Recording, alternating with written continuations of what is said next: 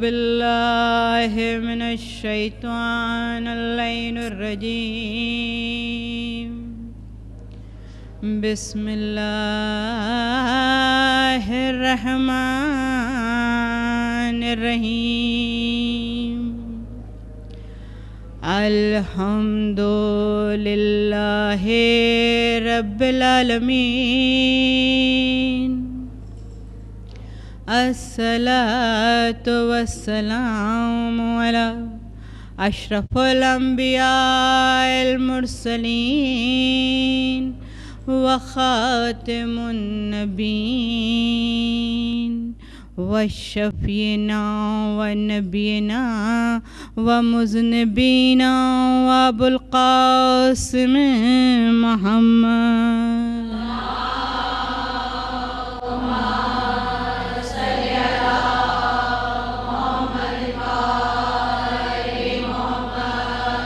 وعجل فرجهم أجمعين.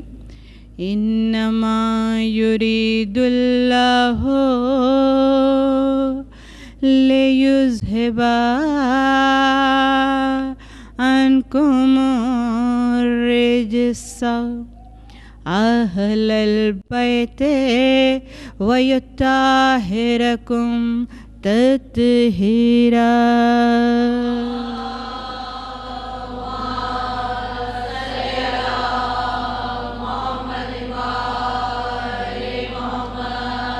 وعجل فرجهم أجمعين. أما بعد فقد قال الله في كتابه المجيد والفرقان الحميد. ويقول الذين كفروا لست مرسلا قل كفى بالله شهيدا بيني وبينكم ومن عنده علم الكتاب. صلوات بر محمد.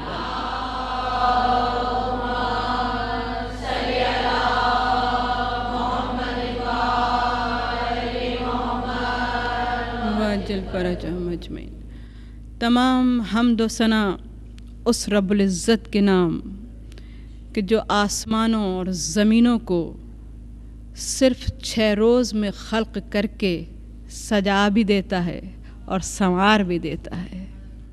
وہ رب کائنات کے جو جن و انس کو خلق کر کے ان کو مسلسل رزق کی فراہمی کبھی قطع نہیں کرتا، اور ہر ایک بندگان خدا کو چاہے کوئی ذی روح کہیں سے بھی اس کو پکارے وہ اس کی پکار کا جواب بھی دیتا ہے اور اس کی دعاؤں کو شرف قبولیت عطا بھی کرتا ہے. وہ چیونٹی سے لے کر ہاتھی تک کو بنانے والا، جو زمین کے اندر پتھر کے نیچے جو کیڑا موجود ہے اس کو بھی رزق عطا کر رہا ہے. ایسا رازق ہے، ایسا رازق ہے کہ کسی کا رزق اس وجہ سے کبھی بند نہیں کرتا کہ تم عاصی ہو، تم گناہ گار ہو، تم میری نافرمانیاں کر رہے ہو. ظالم کو بھی دے رہا ہے، مظلوم کو بھی دے رہا ہے. فرما برداری کو دیکھ نہیں رہا کہ یہ میرے فرما بردار ہیں کہ نافرمان ہیں، لیکن اس کی عطا میں کمی نہیں آ رہی. وہ یہی کہتا ہے کہ اے جن و انس، کہ جیسے سورہ رحمان میں ارشاد فرمایا کہ ایک گروہ جن و انس ہم ان قریب تمہاری طرف متوجہ ہونے والے ہیں. اور مسلسل رزق دینے والا یہ پکار کر کہہ رہا ہے کہ دیکھو ہماری عطاؤں میں کمی نہیں آتی اور تمہاری خطاؤں میں کمی نہیں آتی. ہم عطاؤں پر عطا کیے جاتے ہیں، تم خطاؤں پر خطا کیے جاتے ہو. ہمارے انداز کو دیکھو، ہمارے انداز محبت کو دیکھو. نہ تمہارے ہاتھ باندھ کر نماز پڑھنے کو دیکھ رہے ہیں، نہ تمہارے ہاتھ کھول کر نماز پڑھنے کو دیکھ رہے ہیں. ہم تو صرف تمہارے دلوں کی جانب دیکھتے ہیں کہ تمہارے دل کہاں جھکے ہوئے ہیں.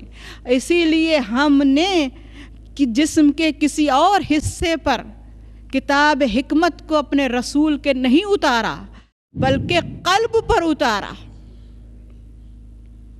اور قلب ہی ایک ایسی چیز ہے کہ جس کی جانب ہم دیکھ رہے ہوتے ہیں.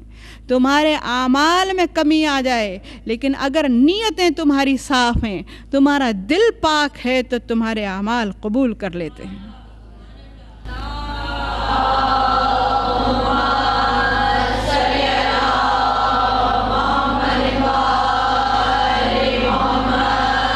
واجل فرجہم اجمعین. تو دیکھنے والی آنکھ یہ دیکھے کہ بندہ کیا کر رہا ہے، لیکن اللہ دل کی جانب دیکھ رہا ہوتا ہے کہ بندہ سوچ کے کیا کر رہا ہے.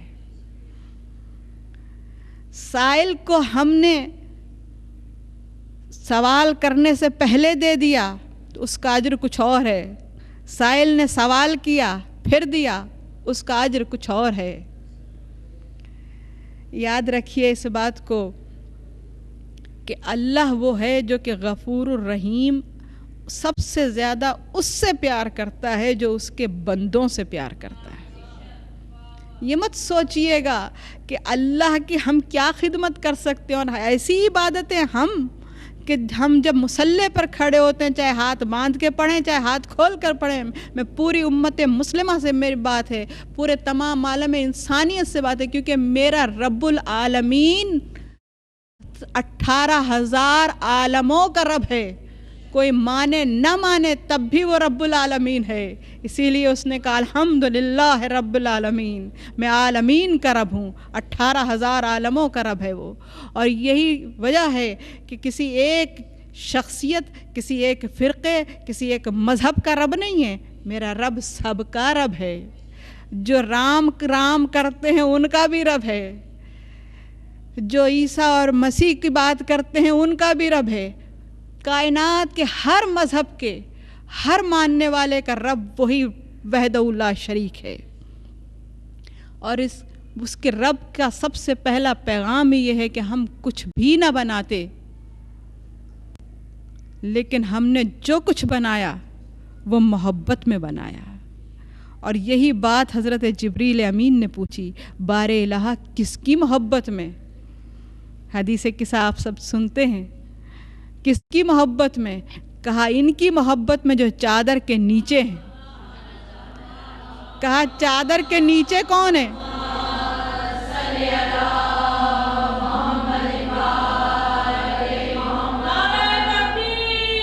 اللہ اکبر.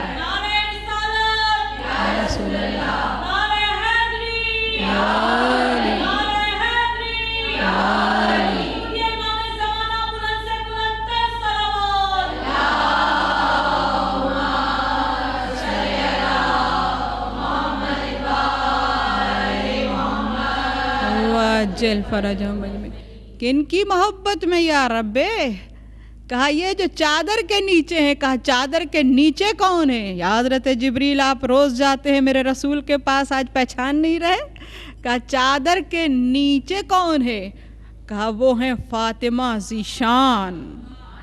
عجب تعارف ہے میرے رب کا کہ رسول پاک سے تعارف ہوتا ہے، لیکن یہاں میرے رب نے تعارف جو کرایا وہ اس لیے کہا وہ ہیں فاطمہ ذیشان. ان کے پدرے بزرگوار، ان کے شوہر نامدار، ان کے بیٹے سرداران جوانان اہل جنان، مصداق المرجان فی سورۃ الرحمن، ان کے بیٹے ہیں.